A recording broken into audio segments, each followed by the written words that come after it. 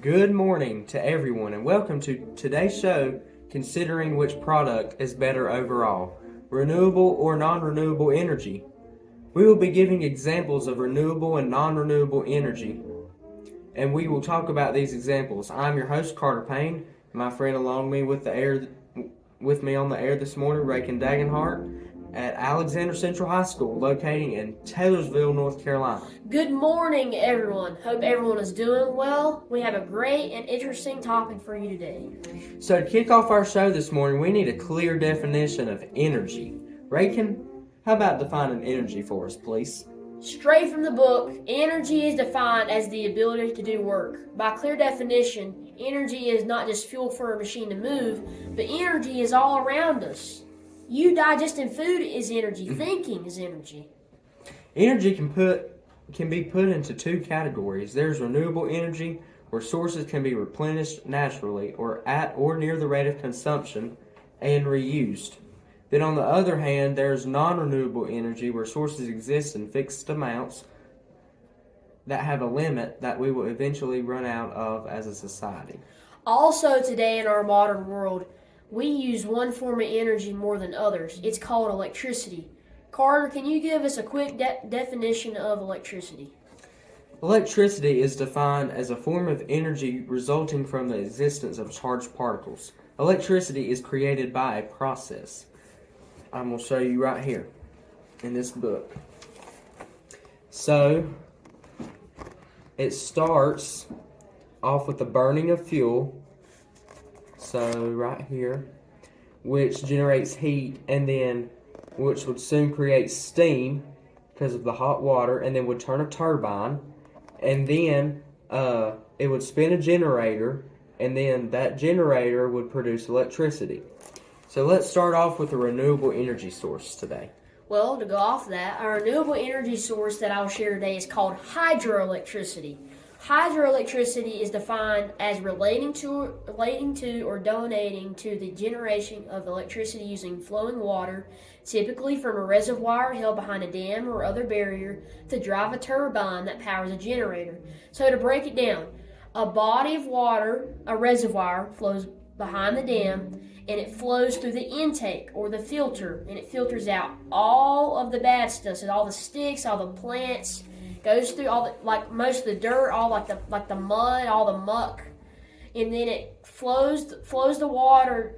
It flows the water through the penstock, and it goes to the turbine. The turbine spins really fast, and it powers the generator. That generator is connected to lines that are connected to the electrical grid. Now, on the interstate, you may see an electrical grid, which are like the really big power lines. They're connected to your houses. They're connected to your industries. They're connected to your businesses. You got to think about that. And hydroelectricity has an impact on people and the environment as a whole. It can change the way the environment is set up because the dam controls water flow and changes land use for people. Give me a list of the pros and cons for hydroelectricity. First, what are the benefits, and then give me some drawbacks or disadvantages. Well, firstly, it is better for the environment because hydroelectricity does not emit fossil fuels or other pollutants. If you plan on using hydroelectricity, it's a pro. It's good in the long run. But let's say a dam is not built right or the dam can break, causing lots of damage and money lost. In short term, this would not be money efficient. Let's say it broke. A regular dam that was not hydroelectric would cost maybe millions, maybe $1 billion. But hydroelectricity, you're not even looking at the millions. You're looking in the billions automatically. Billions and billions. Could Very be expensive. Over $3 billion. Like, it's crazy. Nuts. And hydroelectricity is not necessarily better for the environment than a non-renewable resource would be. You have to think about where the materials that make the dam are coming from. People think that renewable energy sources are so much better for the environment than non-renewable, but that just might not be the case. If you look at something as simple as a solar panel, you have to think to yourself, how did that get there? Well, those resources had to be mined by a machine, most likely on fossil fuels, which emit pollution in the air. renewable energy sources may not be good for the environment as we may think, but that does not make non-renewable better, sorry. It is still not good for the environment, and it could cause drastic impacts. Like we mentioned earlier, there are not only renewable energy resources found in the world today. That was a good explanation of hydroelectricity, Rakin. Very good job. There are non-renewable energy sources as well. There are many non-renewable sources of energy out there, including coal, oil, natural gas, nuclear fission, or some people might say uranium. But I want to talk about oil today. Oil is scientifically defined as any non-polar chemical substance that is composed primarily of hydrocarbons and is hydrophobic, which means that it is not mixed with water, and lipophilic, which means that it mixes with other oils. Oil came from the remains of old water organisms like plants, bacteria, and algae. Carter, if oil is bad for the environment, why do people use oil? Well, you're right, because oil can have a bad effect on the environment because pollution from oil can be dangerous to animals. Oil can also stop the process of photosynthesis in plants. Oil can prevent water from getting to plants and animals that live in an aquatic biome like the ocean. But on the other hand, people use oil because it provides heat and warmth for our homes and for fuel as well. You've probably heard of getting your oil changed in your car before, right? So that is because oil helps your engine's moving parts to lessen the harmful friction that reduces the production of the car. That seems very interesting. So how does oil work? How does it produce electricity? Oil works and produces its energy and electricity in a cycle. Like we said earlier, it is by combusting oil into oil-fired power plants to make steam, which turns a turbine, and then it would spin a generator to finally produce electricity. Here's an example. Well, I showed it to you earlier. Here's an example of that cycle.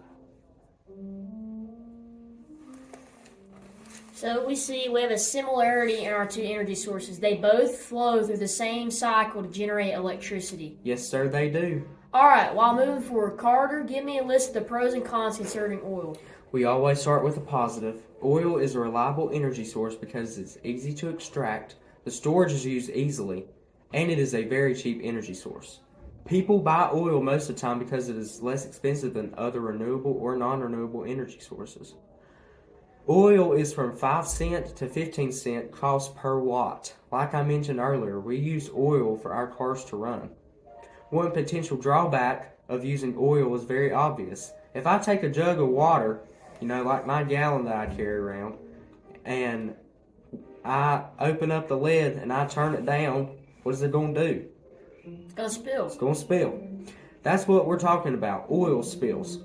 Oil spills are very dangerous to the environment. They are typically caused by environmental accidents involving pipelines, refineries, and many other things.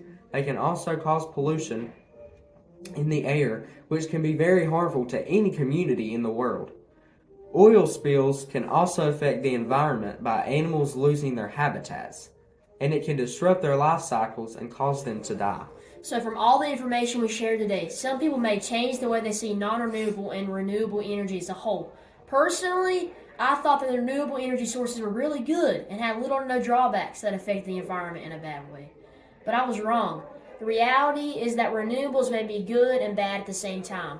Non-renewable energy sources are worse, sure, but renewable energy is not as innocent as we've looked today. It's kind of like this. Think about a job. You get a gross pay, which is kind of like all the good things renewable energy brings to the environment. Then taxes, minus from the gross pay, which is the takeaways, the drawbacks from the renewables, is an analogy to how they make the renewable energy sources like the machines that mine the resources that are bad for the environment. They're fueled by fossil fuels.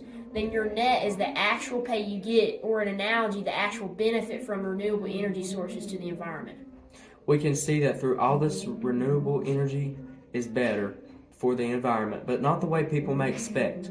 We thank you for joining our show today, and we will see you next time.